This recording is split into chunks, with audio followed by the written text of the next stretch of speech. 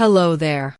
It's Helen here, just me, in my little corner of the internet, with my mug of tea and a heart full of stories. I'm so glad you're here. Today, I want to talk to you about something personal. Real personal.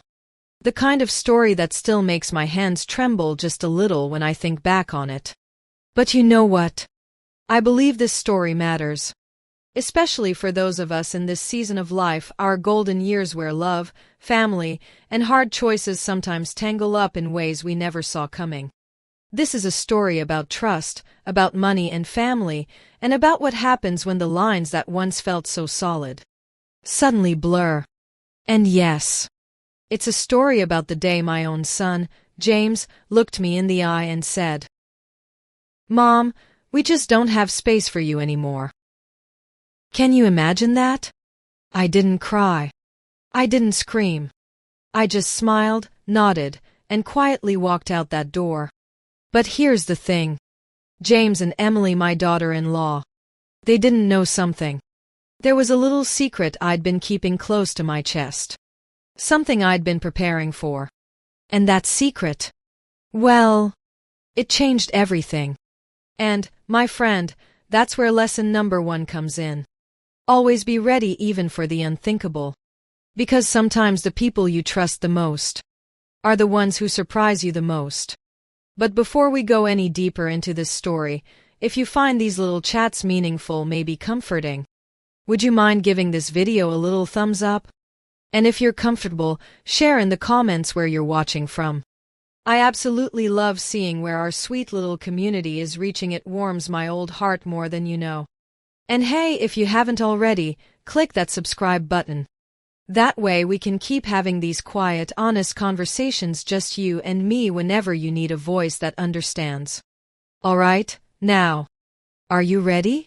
Because the day James said those words was the day everything changed. So let's rewind the tape, shall we? After my dear husband Arthur passed away, things got quiet. Too quiet. Eventually, I moved in with James and Emily. I didn't bring much, just a couple of old suitcases that had seen their share of bus rides and rainy days, my grandmother's quilt, the one with the faded blue stars, and a framed photo of Arthur and me on our 25th anniversary, smiling like two kids in love. And just a little before that move, I'd done something big. I handed over to James the entire payout from Arthur's life insurance. $180,000. Didn't even flinch. "This is for your future, son," I told him. "For your family's stability."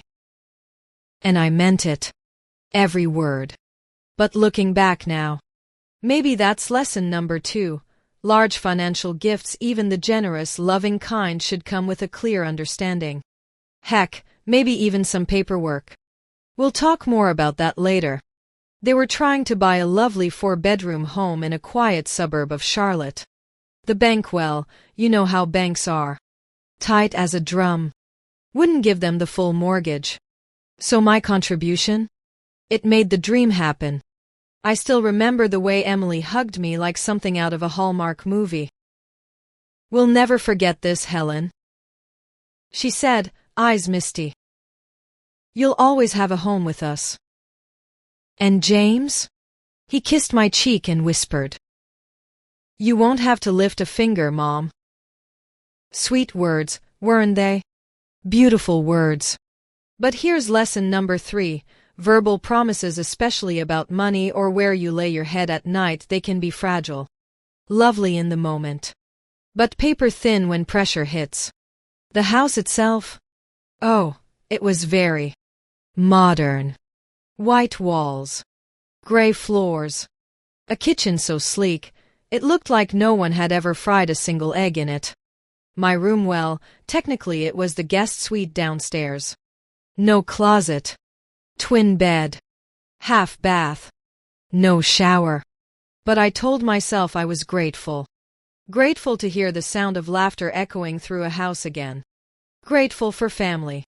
James even made me coffee those first few mornings. Just the way Arthur used to. It teaches us something, doesn't it? About adapting. but also about noticing when things don't quite line up with what we were told. It's a fine balance between being grateful and standing up for yourself. You still with me, dear? Because this is just the beginning. And where this story goes, well, it surprised even me. It started small.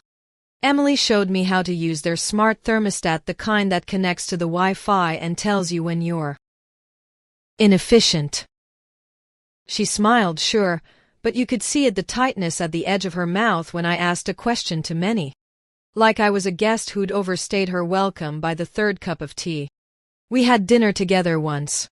Just once. Then came the jokes, light, breezy, and sharp. 3 kids under one roof, 2 little ones and a grandma. Emily quipped to a friend. James laughed, but when I asked if I could put up a tiny shelf in the laundry room, just a place to keep my detergent, he groaned. Like I'd asked for a marble statue of myself. And that's lesson number 4, dear. Pay attention to the little things. The sighs. The just kidding jabs. The look exchanged over your head at dinner. They may seem small, but they whisper truths the mouth won't say. Trust your gut. Don't dismiss it. It escalated. Quietly. Intentionally. One morning, I went to grab some fruit, only to find a brand new padlock on the upstairs fridge. Meal prepping, Emily said, with a smile that didn't reach her eyes. Then, James moved the Wi-Fi router upstairs. My tiny TV, the one they said I could use for Netflix. It blinked and buffered for days. And then, one night, as I was folding their towels, I heard Emily on the phone. She's sweet, but we need our own life. This isn't sustainable. I stood still. Pretended I hadn't heard. It's an old story, isn't it? Adult children craving their own space. But when the walls go up inside a home you helped build, when your presence is quietly chipped away. That's not independence, my dear. That's erasure. And that is why setting clear expectations before the boxes are unpacked matters more than we think. I stayed quiet. Folded more towels. Wiped more counters. Smiled more than I felt. When Emily mentioned turning the downstairs den, my room, into a nursery. Someday soon. I swallowed the lump in my throat. Until the night I heard them. Clear. Sharp. Cruel.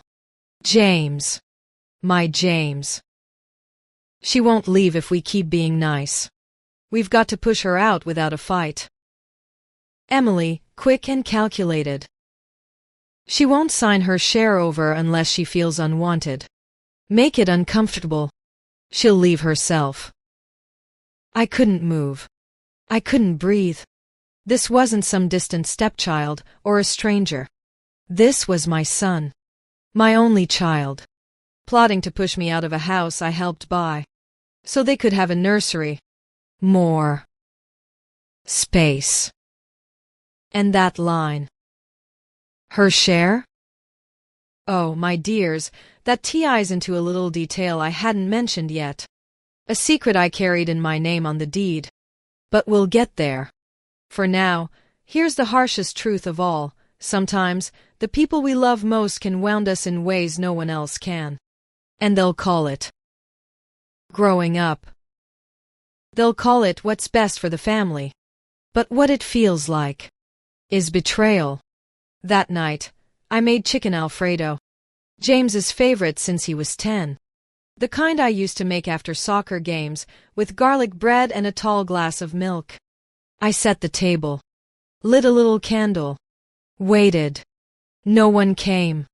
I sat alone, picking at the pasta, thinking of scraped knees I once kissed, science projects I stayed up all night helping with, birthday cards drawn with shaky crayon hands, and love so big it barely fit on the paper.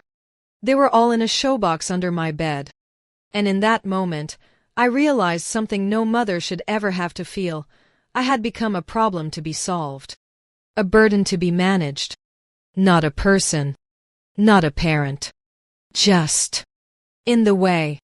And that, my dear, is a grief all its own. The next morning, I was standing in the kitchen, washing a few strawberries, my go-to breakfast food, when Emily walked in. Her arms were crossed, her face expressionless, not angry, not sad, just as cold as a memo. "Helen," she said, her voice light as a feather but heavy in my chest. "We think it's time for you to find a more permanent place. Some space of your own, you know." Before she could answer, James strolled in, a cup of coffee in his hand, as if he were reading the newspaper. "Our house is too small now, Mom. You should leave." Just that. No thank you. No hug goodbye. Not even a look in the eye. I dried my hands on a kitchen towel, turned, and looked at them. And I smiled. A small smile, as calm as a lake in the morning. "Okay," I said. "I'll go tonight." Emily looked stunned for a moment. She probably expected me to get angry, or cry, or plead. James just nodded, as if he had just crossed something off a to-do list. I went back to my room and opened the small suitcase that I had never fully unpacked. I stuffed in a few clothes, a few books, a bottle of heart medicine, an old photo frame. And then, from the bottom of the suitcase, I took out a red folder, my trump card. Inside was a copy of the house's title deed. My name, Helen Carter, was right next to James's, 49% co-ownership. That was my share of the money, the rights I had earned and what I had kept secret. Lesson 5, and perhaps the most important. Legal documentation is your shield. If you invest, make sure your name is on the paperwork. Not because you lack confidence, but because you deserve recognition. It's not selfish, it's fair. I called a taxi. Left in silence. But deep down I knew, this house was no longer anyone's home, it had become a timer for a battle. And I had just wound it up. The taxi took me to a budget motel on the outskirts. I had booked 3 nights last week. A little voice inside me whispered, "Get ready, Helen. It'll be here soon." The room was plain, a little shabby. The carpet was frayed, the table lamp flickered. I paid in cash. No questions asked, no one cared who I was. That night, I lay on the hard bed, hugging the red book to my chest like a shield. The TV was turned on low so I could hear people. I didn't cry. I wasn't angry. Just silent. Calm, like someone who has just walked through a storm, knowing that he is not broken. Perhaps sometimes, the feeling of it's over is a form of freedom. Freedom from expectations. From pain. From lies. The next morning, I went down to the front desk and asked for a printer. I printed 5 copies of the deed, each neatly folded into a separate envelope. One for me, one for my lawyer if needed, and the rest as backups sent to places I trusted. I'd been an office clerk, so I knew every important document should have a copy, and never just one. Never underestimate a printer and a paperclip, they're sometimes the last thing you have left. I was sitting in a small roadside diner, drinking black coffee and reading an old newspaper when the phone rang. An unfamiliar number. "Mrs. Carter?" A man's voice, polite but reserved. "This is Brad, from Carolina Finance. You are listed as a co-owner of a property at 124 Grayson Park Drive." My heart felt like it was being squeezed. I nodded, even though I knew he couldn't see. "Yes, it's me. We regret to inform you that the property has been used as collateral for a $95,000 business loan. The borrower is Mr. James Carter. The loan has not been paid for several months. Foreclosure proceedings will begin on Friday if not resolved." I sat there, stunned. A loan for a fledgling marketing project that James had said was just a fun idea. I had no idea. Emily was either completely oblivious or pretending not to be. Lesson 6, and it was more bitter than I'd expected. When your home is being used as collateral for someone else's dream, and you don't know it, that's not just irresponsible, it's treason. As a co-owner, I was equally at risk, even though I didn't sign, didn't agree, didn't know. That's why every family financial agreement should be out on the table, in the light. Brad was polite. He gave me two options. Either I pay the loan to save the house, or I sign the quitclaim papers, letting the bank handle it. I asked him to email me the papers. When I received them, I printed them out, pulled out the blue pen from my purse, the same pen I'd used to sign James's first-grade field trip papers, and signed each page, each line a clean cut from the past. Brad called back to confirm. "The house is going into foreclosure," he said.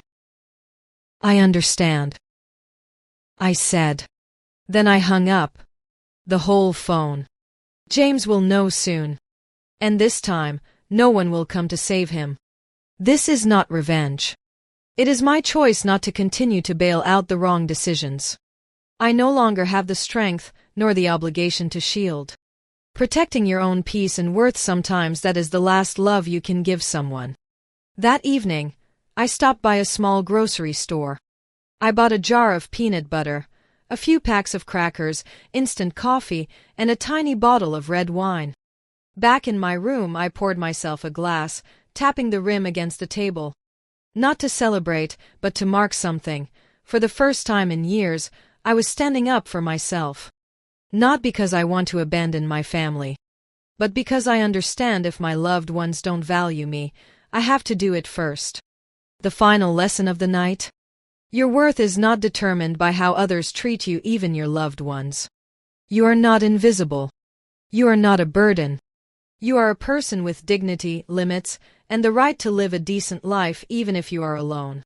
Early in the morning, my phone buzzed. It was from James. "Did you cancel anything about the house? There's a strange letter from the bank."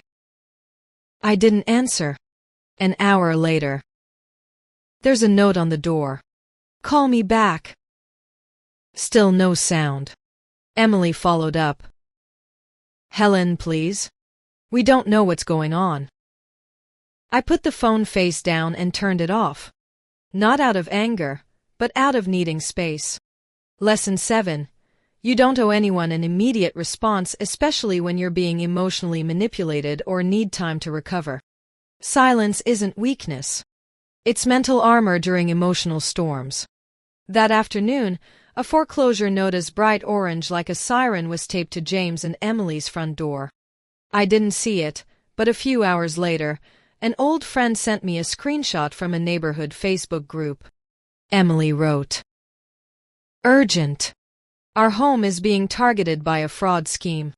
If anyone knows a lawyer, please help us." I was stunned by the speed at which the story was distorted. People sympathized, supported, shared the cry for help with anger and virtual tears online. Social media is a place where the truth doesn't have to be true, it just has to be told in advance and told well. A compelling lie can spread faster than a hard truth. We were betrayed by the very person who was supposed to protect us. Emily continued. No one deserves this. And then a wave of messages came pouring in, from old friends, churchgoers, and Arthur's sister, my late husband. Helen, what's going on? Emily said you were trying to rob the house.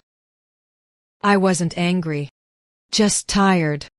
No one asked me why I'd put up $180,000 to buy that house. No one knew I'd been pushed out of the space I'd helped create. No one mentioned the secret loan James had taken out on the house behind my back. James posted an old photo. It had been in a frame on my shelf for years. The little boy in the photo was hugging my neck, grinning.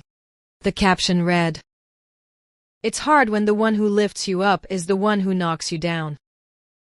The words were sharp as a knife, but it was the way James used them as a shield that broke me. Lesson 8.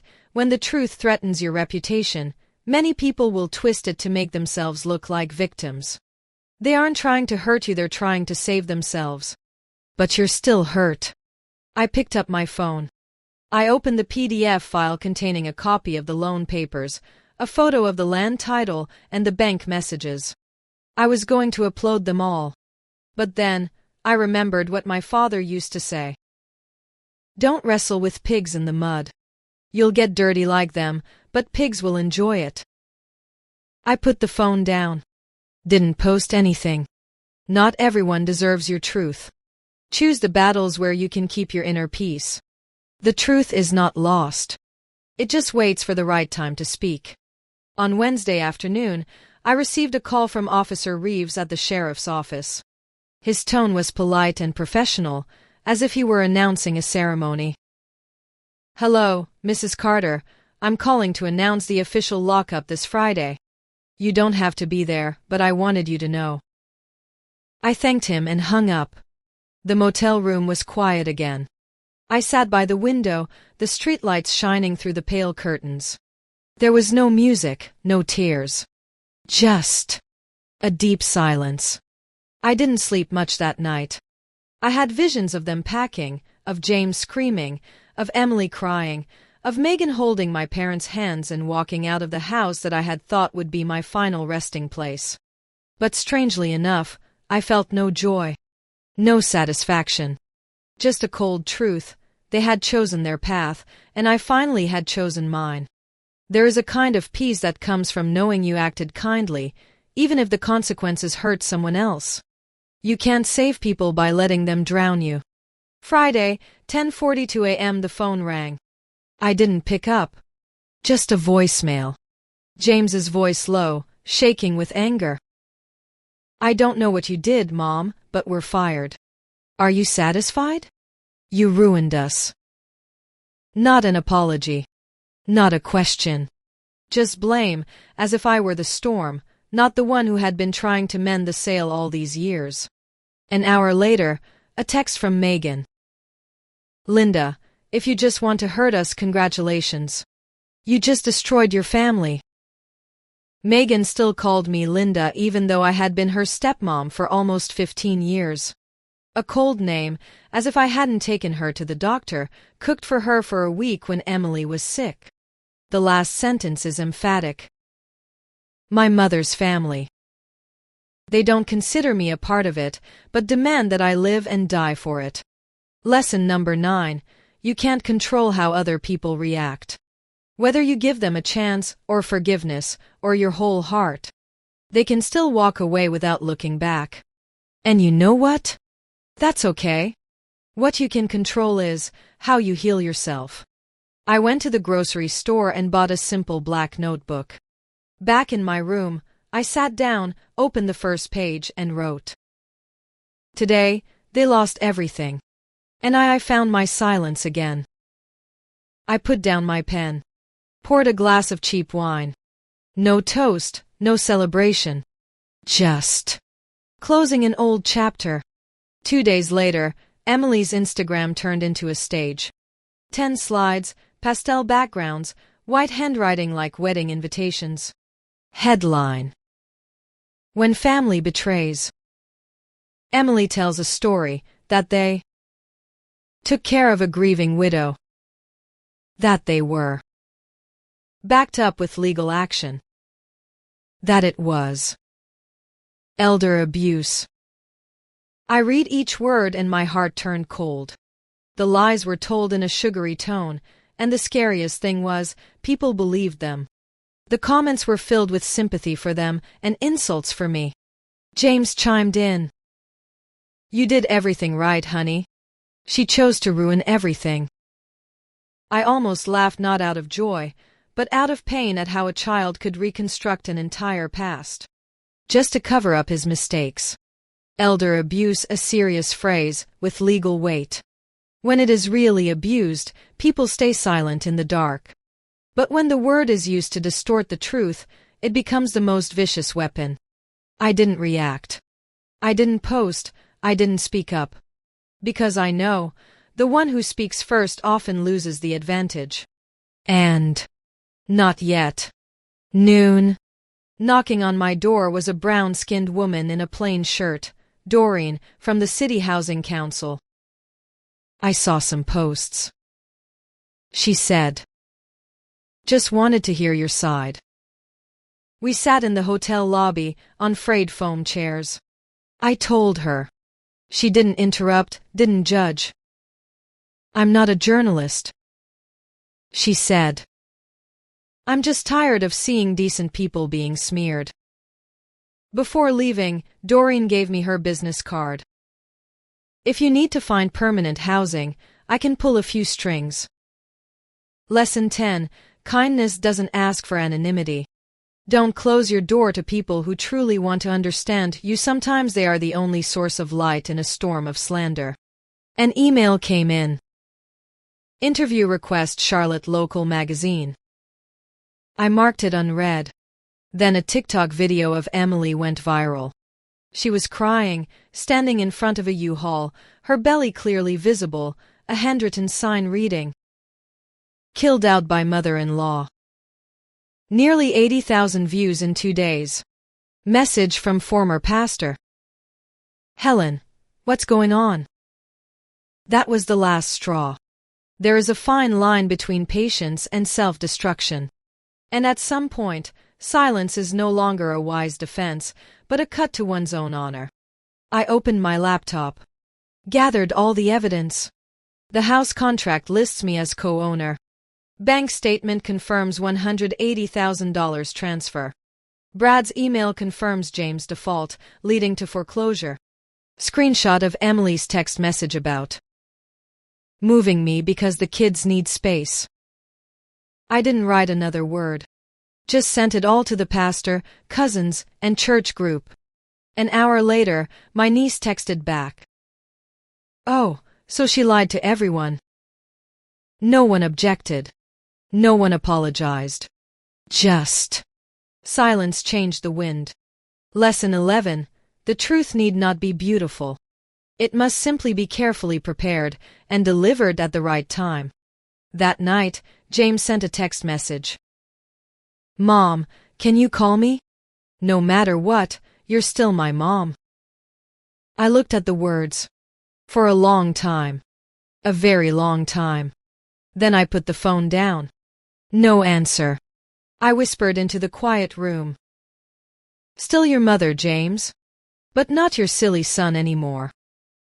I turned off the lights, pulled the covers up, and slept soundly for the first time in months.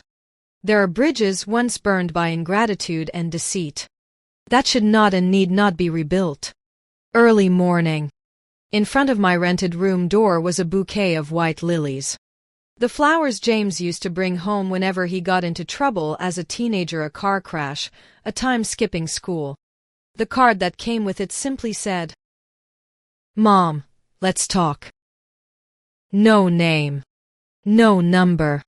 I left the flowers on the floor. They wilted throughout the day, like apologies that were never meant. Gestures colored with memories can awaken the heart, or they can be just traps wrapped in nostalgia. Lesson 12. Don't let memories fool your sanity. Without real change, all messages are meaningless. That afternoon, there was a knock at the door. James. Dark-eyed, stubbled, carrying a worn leather briefcase. Mom, it's me. Can we talk? I agreed. 5 minutes. No more. He started with the usual. I was wrong. I should have told you about the loan. I shouldn't have let Emily talk to you like that. Then his voice softened.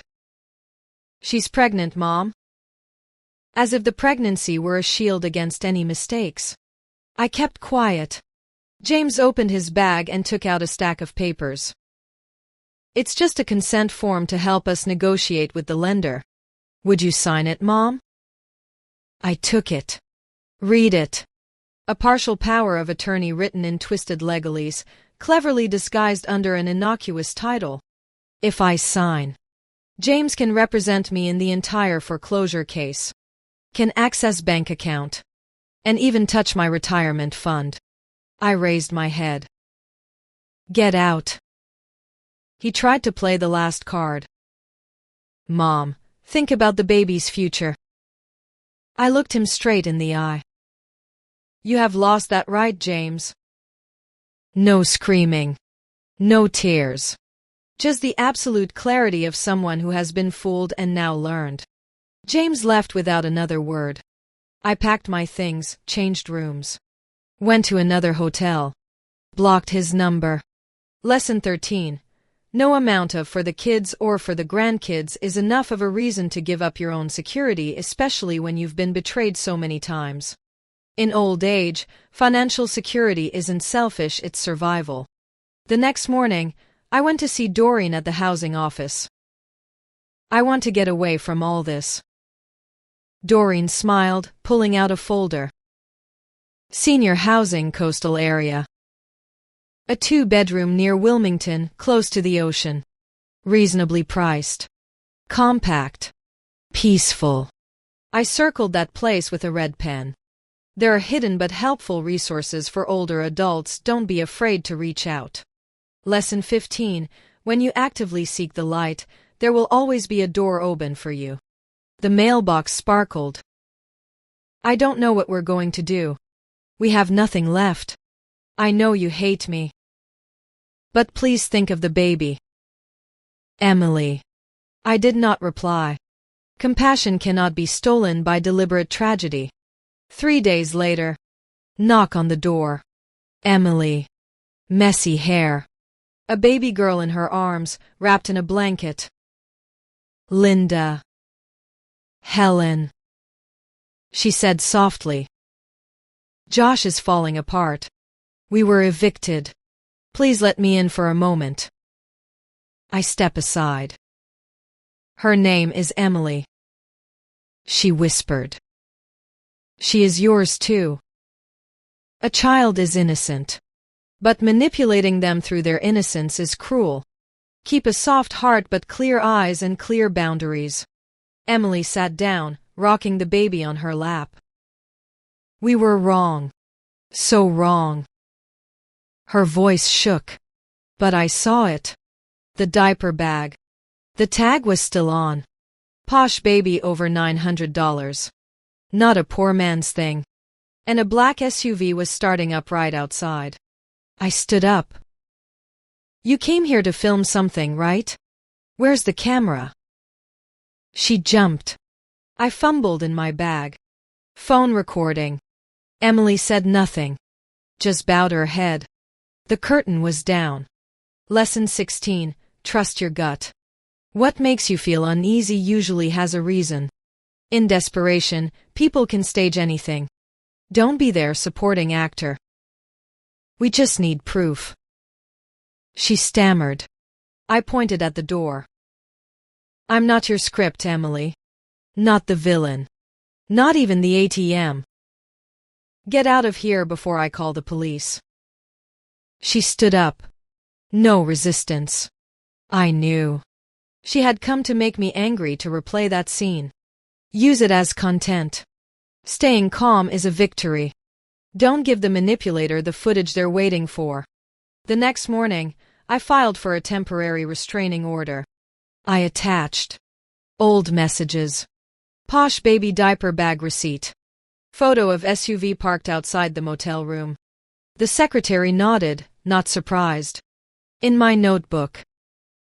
They brought children to play victims. I brought the receipts. Lesson 17. The law is your tool to protect yourself. Don't be afraid to use it. Write everything down. Every detail can be your shield.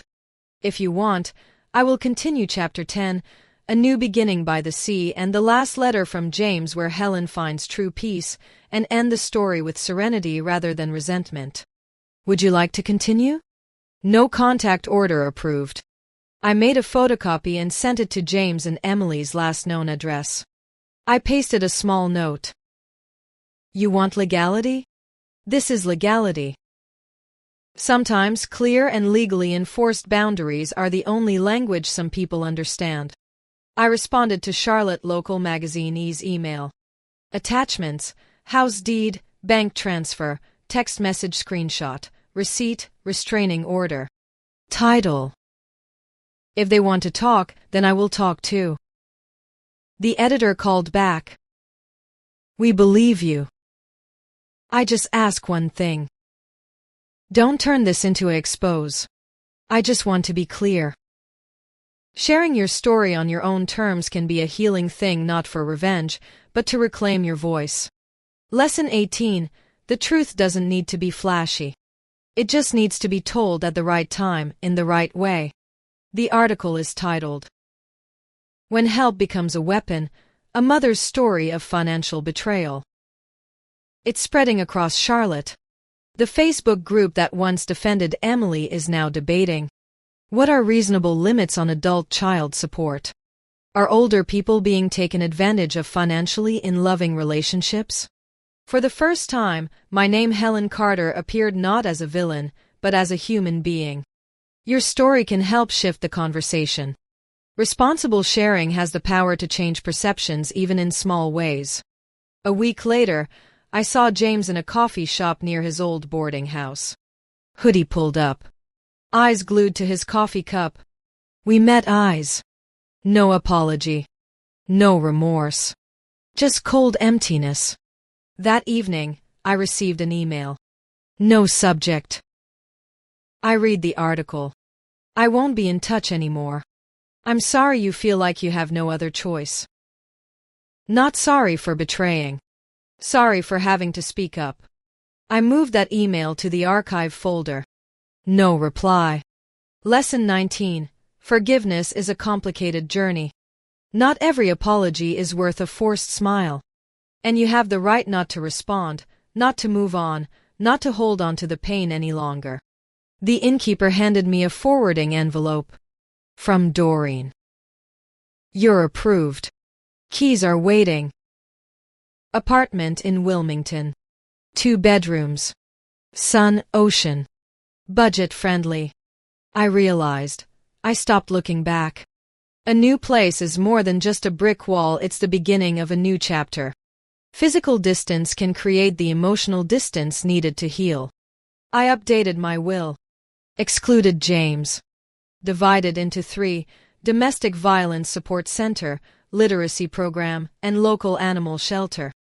I texted the lawyer. If he complains, make everything public. Lesson 16. A will is more than just a legal document, it's the final statement of your values and limitations. Message from unknown number. We lost everything. Congratulations. I read.